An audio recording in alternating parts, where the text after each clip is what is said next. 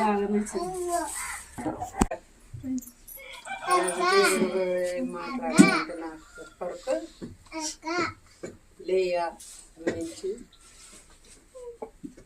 రాయలకు వచ్చింది మనసు నాకు లేదు, అప్పుడు తీసేసుకున్నా.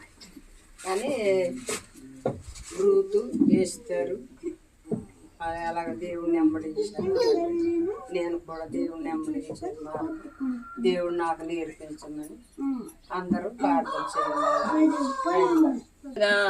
నేర్పిస్తున్నారు.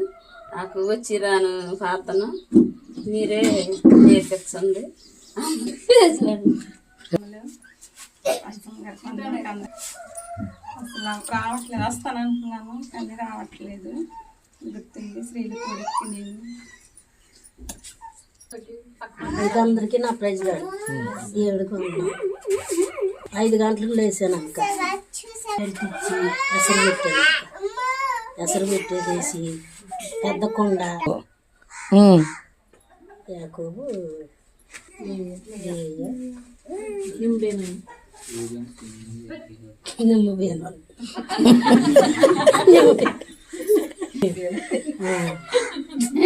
తీసుకొని సాధించుకున్నాక అందులో చిన్న మాటలు చెప్తాను.